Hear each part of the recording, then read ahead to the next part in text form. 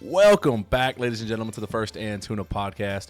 I'm your host, Big Tuna himself, and you guys have made your way all the way back here to the Week 14 episode, your Northern California Central Valley home for all you Rams, Raiders, Niners, and Chargers fans, where we cover these four teams primarily for the football nerd and the football noob alike, where whether you love the game or you're trying to love the game, I'm going to have something for you guys. Welcome back. What a fun weekend of football. All the way back to Thursday. Probably one of the better Thursday games we've had. 3 of the 4 teams that we cover won. One of them winning in a complete ass whooping of the Philadelphia Eagles. Niners fans, you guys got to be feeling great right now. Like, outside of what it feels like to win a Super Bowl, you guys must be at just the top right now. Kind of envy that right now. My team is 6-6. Rams on the 3-game win streak. We'll get into that a little bit later as well. But overall, it's nice when all the teams that you cover, minus the Raiders, of course, on their bye week, everybody won. So we got some good stuff to talk about today. We're going to keep it positive. This episode's titled Pushin P, Pushing Playoffs. Shout out to Rams fan Gunna. I hope you didn't do what they say you did. Let's put it that way. But we can also call it Pushing Positivity. Just like Gunna's lawyer said, pushing positivity, and that's what we're going to be doing today since all of our teams won. If you haven't already, thank you to everybody that has. Like, subscribe, share, send it to your boys, send it to a Rams, Raiders, Niners, or Chargers fan that has not checked out this podcast yet. We've got a lot of content for you guys. Do all the buttons that you're supposed to do.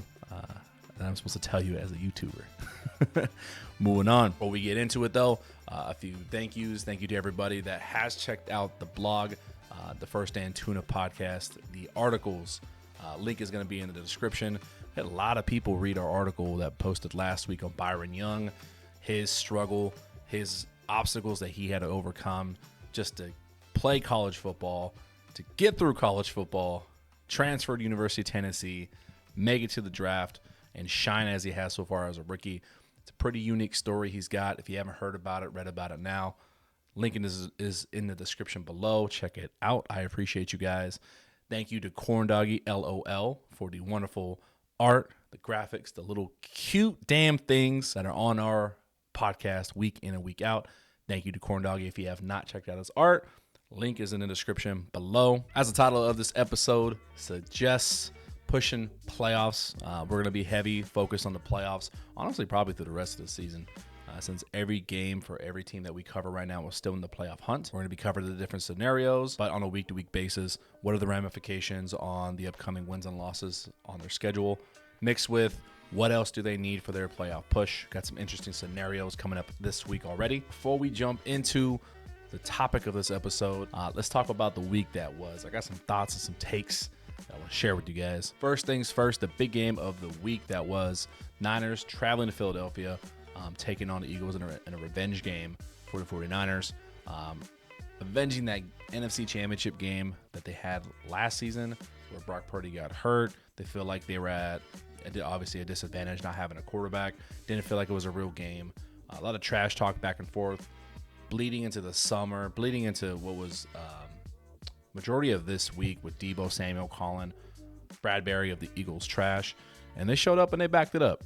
So when you show up in someone else's house, you whoop their ass, you back it up, you can say whatever you want. So even as a Rams fan, man, talk your shit. Honestly, 2 big thoughts that I had coming out of that game, looking at the narrative that was for the 49ers coming into the season. Number 1 was Brock Purdy, is he the guy? He's proved it week in and week out. Even during their 3-game losing streak earlier in the year when Debo Samuel and Trent Williams were out, he played well. And that's kind of the trade-off. That's been the argument all this week. It's one of my gripes with media, especially in the NFL. That even when a team wins, even when a player's doing well, there's got to be a naysayer. You can't just enjoy what someone's doing. You can't just sit in the moment, enjoy someone's body of work. It always seems like after the fact, we look back, we're like, oh man, that guy was really good. Well, why didn't you fucking enjoy it while it was happening? And that's kind of what's happening with Brock Purdy right now. The big topic of conversation with him, you look at his numbers, I'll spill the beans. He's our top dog of the week. He just was phenomenal. He is the conductor of that offense right now. The argument against Brock Purdy of him not being a real MVP, him not being a real, top tier quarterback is because the way that Coach Shanahan's offense runs, it seems very quarterback friendly. The role, the task that the quarterback needs to play in that offense is not that of you don't need a super high-end athlete. You don't need a guy to run a 4.4.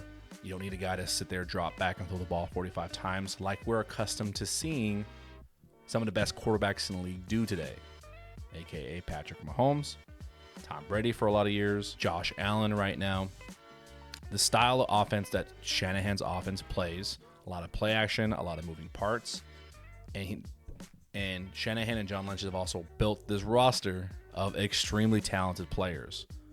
So I'm not going to sit here and fault a quarterback for having a good team. Isn't that the point of what you come into every season doing? You kind of hope you have a really good team. So how you gonna knock a guy for having talented teammates? Whereas if he was playing poorly and we looked at that team, we're like, oh, he should be playing well because he's got a great team. So it's kind of a double standard going against Purdy right now. Going deeper into it for you football nerds, looking back at the past quarterbacks, Jimmy Garoppolo had some success in that offense. Trey Lance was supposed to have success. The conversation keeps coming up that, if you dropped in even a Mac Jones, hell, Kirk Cousins, Matthew Stafford, into the Shanahan offense, they would be throwing for 500 yards a game. That's not what it's built for. Look at what Purdy's doing. Ignore all the stats of the yards after catches receivers are getting, his air yards percentage per completion. There's a bunch of stats coming out that you typically don't look at that people are trying to use to knock his potential MVP candidacy right now. And as an unbiased Rams fan, or as a biased Rams fan, because I am a Niners hater, I have to say he's my favorite right now to win MVP. It doesn't matter what style of offense you're playing. It's hard to get wins. It's hard to do well in the NFL. We see the major drop-off between a starting quarterback to a backup quarterback. Hell, the Rams lost a game simply because we had one of the worst backups I have ever seen play. But to be able to operate week in and week out and week in and week fucking out as a second-year starter and putting up the numbers he's putting up, you have to respect it. Don't let this pass to look back on it 5 years from now and say, oh man, I guess he was pretty good. My argument for his case for MVP kind of coincides with that argument against him at the same time, because I think both can be true. No, he's not an elite athlete. No, he's not like, we're so used to seeing and wanting to crown somebody as MVP because they're stylish and fast like Lamar Jackson or Josh Allen. It's okay to have a different style of play and still be an MVP. He's doing his job better than anybody else right now. If they had to go to a backup quarterback, they would have a drop-off of success. The way I look at it is both can be true. He can be what we call a game manager, where he doesn't have to, be a Patrick Mahomes. He can be a game manager and an MVP at the same time. Because if you're doing the game manager role better than anybody else we've seen do it for a very long time, you're deserving. At the end of the day, I don't think it matters how you're doing it. If you're playing and winning and succeeding as a quarterback in the NFL, the hardest position of any sport, it's deserving, very much so deserving. So that's my hot take. I think Brock Purdy is the MVP. And my other thought from that game, it was like an explosion just waiting to happen because of how much the Niners wanted this game. Very clearly, you can tell their energy coming into it was a lot higher than Philadelphia's. As I'm watching that game, I even said, unless the Eagles start scoring touchdowns, this game is over. If you give the 49ers at full strength, at full health, if you give them a little bit of momentum, a little bit of attitude, a little bit of confidence as the game's going on, they can score 3 touchdowns like that. And what happened? Eagles only kicked field goals at the start of the game. Niners had 1 play, then 2 plays, and then boom, touchdown. And it was pretty much downhill from there. Good job, Niners. Number 1 team. I don't care what the playoff seeding says. They are the best team in the league right now. My other thoughts from this past week, they said we were dead. I'm not dead yet, said LA. Yeah, they ran away from the Browns in their game. Very similar story to what the Niners face. Supposed to face, at the high-end defense. The difference here for the Rams is the changes come during the season. I think the last 2 or 3 weeks, the Browns haven't been this high echelon or record-setting pace that they have been at the start of the year. Coach Jim Schwartz has had that defense flying around, but with your best player, Myles Garrett, a little bit banged up, he wasn't at 100% playing that game. Even so, it's a very good defense. Stafford, Puka, Kyron Williams, they lit up the Browns. Pretty close game through 3 quarters, but then that fourth quarter, they really just ran away with it and pulled away. And then my last thought, and we will dive into it in our Chargers section, 6-0.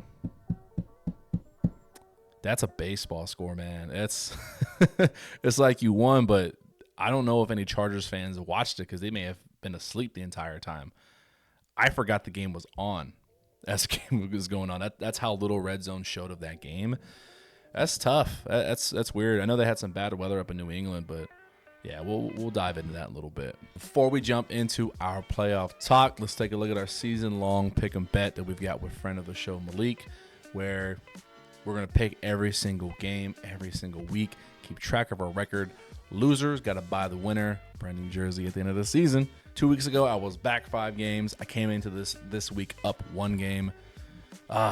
Man, I screwed up on my picks because now we're tied heading into week 14. I should be ahead by 1 game because I screwed up. When I made my picks, I originally picked the Eagles out of just haterade for the 49ers. But then even on this podcast last week, I picked the 49ers to win, and I forgot to change my pick. So, I don't know. I think because I've got the evidence, I feel like I should get a mulligan. What do you guys think? This has been very close, neck to neck. I said it last week. This is going to go through the next 5 weeks. We'll see who wins. Tuna's top dog is Brock, don't call me irrelevant, Purdy. Like I said, 4 touchdowns, near perfect game. I think this is the 3rd week in a row, 2nd week in a row, something like that, where he just doesn't make mistakes. And like I said, don't tag him with that game manager role only. You have to tag MVP candidate because both can be true. Both are true. He's managing this offense. He's running it as efficiently as I've seen anybody run their offense. Very deserving of an MVP votes, and I think it's up between him and Dak Prescott right now. As much as it leaves salt in my mouth to give this to a 49er, it was honestly hard to pick between him and Deebo Samuel. Both are deserving, but honestly, I think because he's the orchestrator of that offense right now, the guy's on fire. Brock Purdy, top dog of the week. Starting last week, we had this graphic made by Corndoggy LOL. Thank you again for the art. Follow his page and his website below in the description. I don't know why I'm whispering. But here we go. We had a few changes. Nothing major at the top. AFC had a small shift. Baltimore no longer number 1. Miami is number 1. Kansas City gets bumped down to number 3. Jacksonville number 4 with some more potential changes because we have some big games in the AFC coming up. Rounding up the AFC, you get the Steelers at 5, Indy at 6, Cleveland at 7. They dropped down a spot because of LA. You're welcome, Baltimore.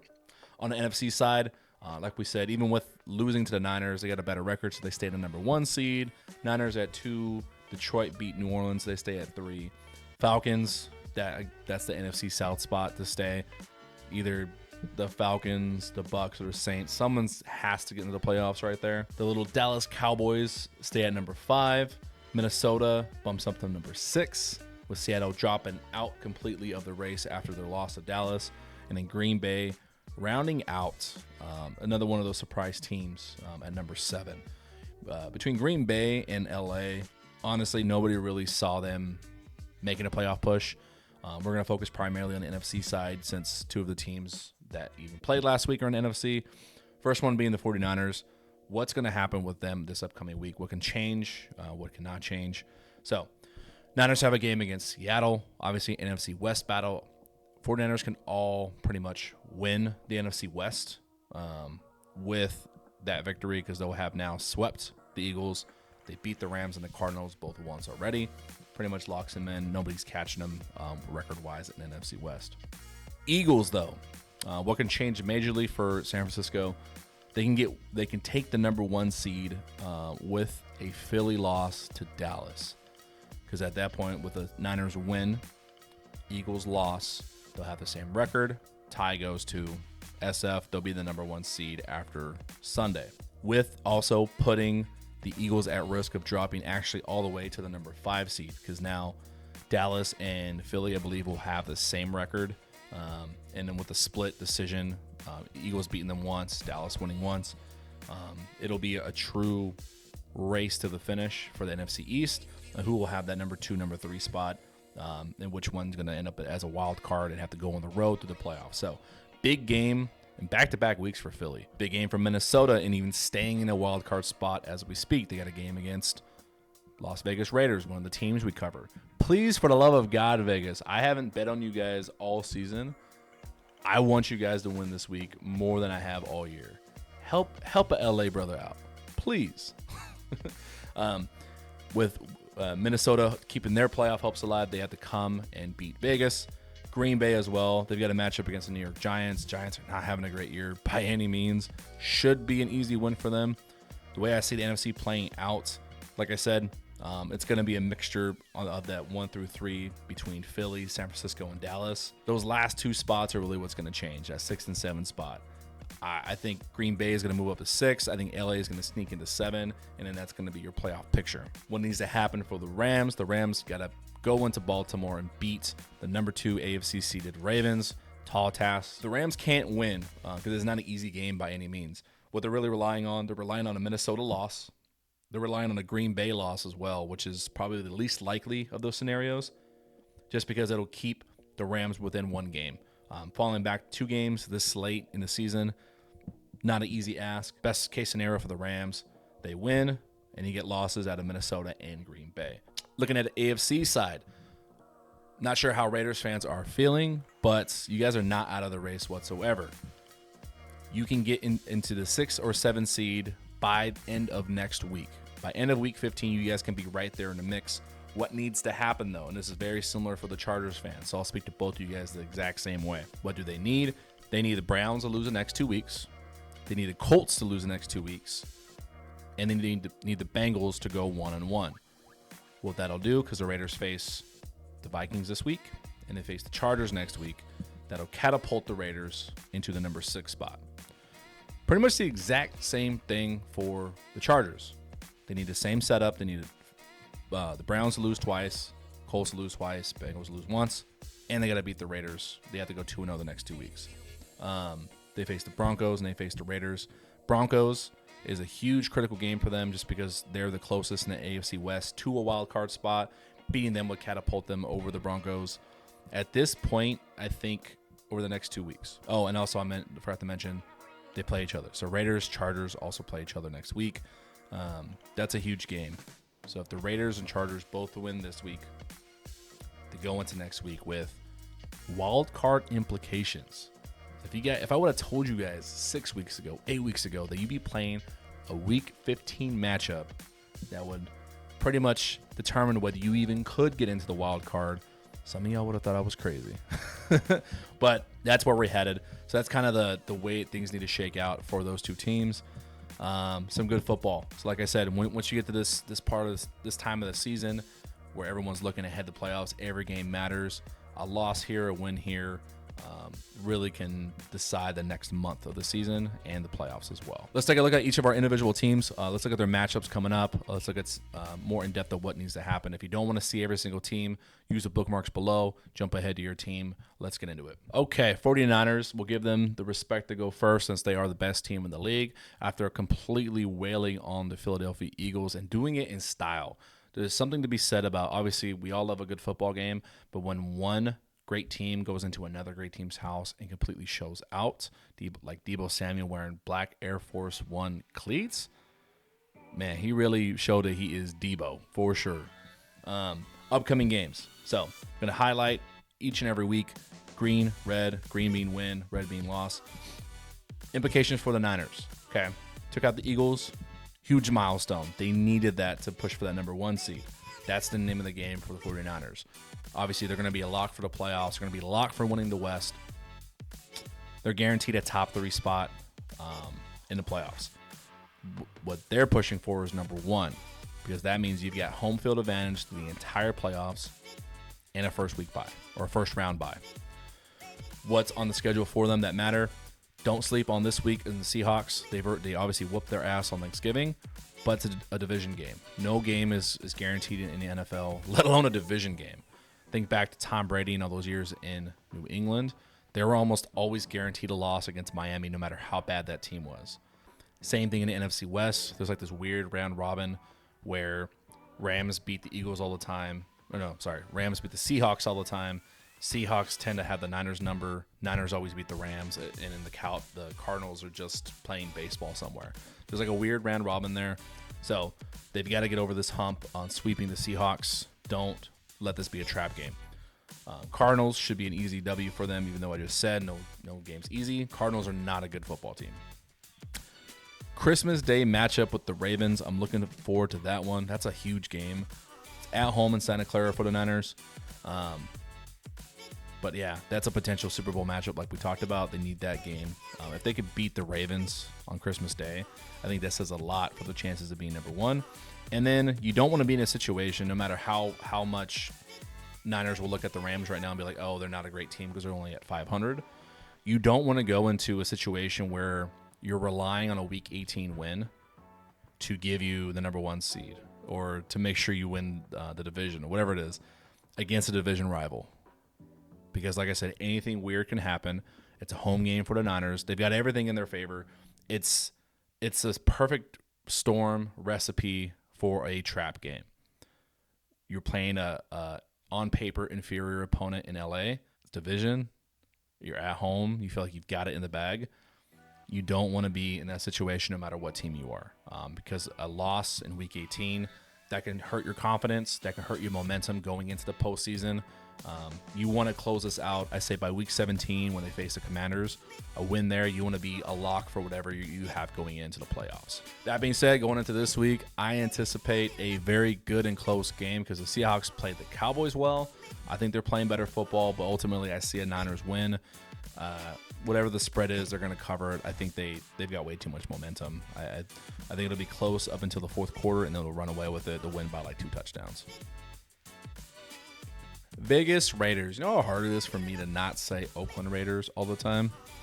I hate it. 5 games left on their schedule. They have the Vikings, Chargers, Chiefs, Colts, Broncos. Remember, like we talked about, these next 2 weeks for the Raiders and the Chargers are of extreme importance. They are the most important games on the schedule all season right now for the Raiders. Selfishly, I would love to see the Raiders win over the Vikings this week because that would help greatly the Rams' chances of getting into a wild card spot after this week. Knock out the Vikings. Cool. You need a little bit of help, though. Unfortunately, it's not just your destiny in your own hands. You got to rely on some other teams to win, lose in a certain order. But control what they can control. Beat the Vikings. Go into a Week 15 matchup against the Chargers to where if you win, you're now in a better situation. You've got a lot of momentum. You're in a spot to potentially be in a wild card spot at the end of that week. So that would be great to see. So take care of the Vikings this week. You have the Chargers. The Chiefs is not what it used to be the last 2 or 3 seasons where the Chiefs seem to kind of run away with these games. I know it played out that way a few weeks ago, but the Chiefs are vulnerable. They're not at full strength like they usually are. They're not juggernauts, is what I mean to say. That's going to be an important game. Winning against the Chiefs, if they're in a situation 3 weeks from now where they're 2-0, beating the Vikings and Chargers, heading into the Chiefs to play at Kansas City, that should be like a game of the week because there's going to be playoff implications for the Raiders. They're playing hard, playing fast, and the Chiefs are trying their best to keep a number 2 or number 3 seed. They've been dropping more games than they're used to. And then round it out, there's really, really good chances for the Raiders to make the playoffs because the last 2 games, Colts, who are currently a wild card favorite, and the Broncos, who are in the hunt for a wild card. So they can do a lot of damage to these teams that are also in the playoff hunt. It's set up perfectly. I would love to see it happen. It's the table set for them to run these last 5 games. Antonio Pierce to make a statement that he should be the head coach next year, not just interim, and have some fucking good vibes as a Vegas fan. Would love to see that. That's what they've got coming up. Man, please, Raiders, please knock out the Vikings. All I'm asking. I don't ask for much. I'm asking this. Oh boy. Good old Chargers. Good old Chargers. Man, 6-0 score. Kind of hinted at it earlier. Baseball score. Soccer score on a soccer blowout. Let's find some silver lining here. So defensive matchup. They're super talented on defense. Khalil Mack is leading the league in sacks. Very surprised to see his name at the top of that leaderboard right now. He's a little bit on the older side. He's not in his prime anymore, but he's leading, I think, with like 15 and a half sacks. Really cool to see. Shutting out a professional football team is no easy feat. I don't care what the media is saying about the Patriots are just not a very good team. Obviously, they're a historic low offense that we've seen in a while, but you still shut them out. Usually, even you get a lucky play here or there. They can kick a field goal, get an easy touchdown. They didn't. They held them in check. It was a very boring game to watch. I will say that. On top of that, I want to ask Chargers fans, cut Quentin Johnson some slack, man. He's a rookie. I know in this day and age, we expect rookies to come into the league and just completely perform right away. Guys do it in and out at every position, but his coming in, he was not expected to be a starter right away. I believe his draft prospect profile, whatever you want to call it, he was kind of like a development project because he still lacked some fine tuning and things like route running and I think completing catches with his hands, which sounds dumb for a receiver, but if you watch the game enough, you know the difference between guys who do body catches versus that are very, very secure with their hands and like natural catchers, if that makes sense. Cut him some slack. I know he had a bad drop. We showed it at the top of this segment, but I think he's going to round out into be a very good starter. He's super talented. Cut him some slack, man. Upcoming for the Chargers, big games the next 2 weeks, both against AFC West rivals. Very similar situation, like I said, to the Raiders. A loss this week or next, personally, I think all but eliminates them from playoff contention because those losses would not only come to divisional rivals, but come to other teams pushing for playoffs themselves. I think that gap will be just insurmountable.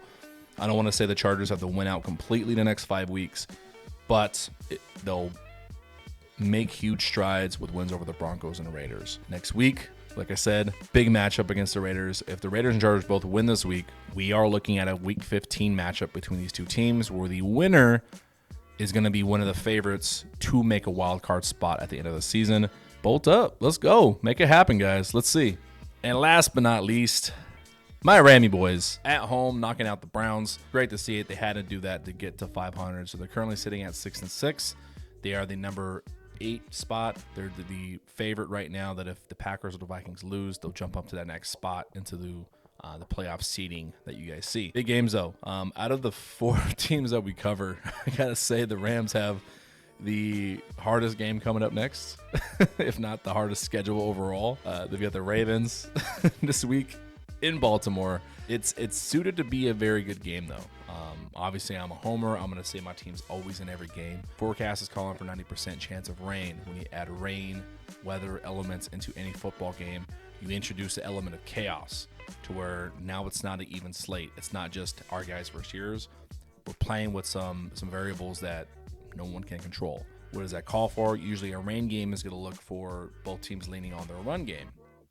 Both teams have a really good run game, despite what Malik was sharing with me earlier in the week, that the Rams are not in the top 10 in yards per game. Well, they are in the top 10 the last 3 weeks. Since getting Kyron Williams back, they're averaging about 135 to 140 yards per game rushing. Baltimore being the absolute best team running the ball. So it's going to be a tall task for the Rams defense. Scenario-wise, worst case scenario, let's say the Rams lose this game to the Ravens, which is everyone's odds-on pick to happen. Everyone's picking the Ravens to win this game. They'll still only be 1 game back, if not in the same position if both the Packers and Vikings lose. So need one of those 2 teams to lose to make those odds very favorable for the Rams still. And then after that, next week they got a game against the Commanders, which is also not an easy game, despite them not being one of the best teams in the league. Obviously, they're not very good. They've got a lot of offensive firepower. Sam Howell, I think, still leads the league in passing yards, so they can light up. They can light it up.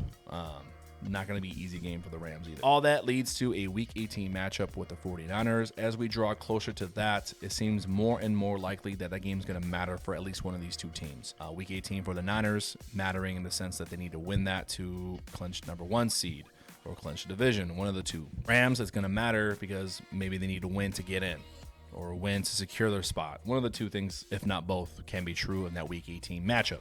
What I really want to see is, at the very least, if they don't win this game against Baltimore, I really want to see a great game. By that, I mean a close game. I want to see that the Rams on the road in bad weather against one of the top 5 teams in the league, if they can go in and not just be competitive, put them on ice, put them on their heels, like make them win by a last-second field goal, make them win in the last minute of the game.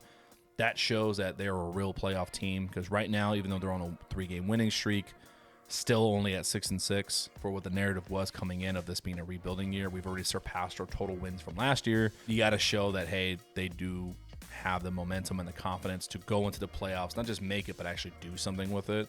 This week will be a huge test for the Rams going forward. That about wraps it up. Trying to keep it quicker for you guys on these weeks that we're just mainly focusing on playoffs. As I close this out, like I said, thank you to everybody that has read the blog article. Love the support. Thank you guys. Next one, I teased on Instagram. We're actually going to do a player bio on another team that we cover on the 49ers. It's going to be on Brock Purdy. He's talk of the town right now in the NFL, obviously, because he's playing well. 49ers are hot, but he's got a very interesting story. If you don't know about what Mr. Irrelevant means, we're going to dive into that in our next article. Look forward to that. That being said, I wish you all a wonderful rest of your week. Enjoy some fucking football, and go Rams. Later, guys.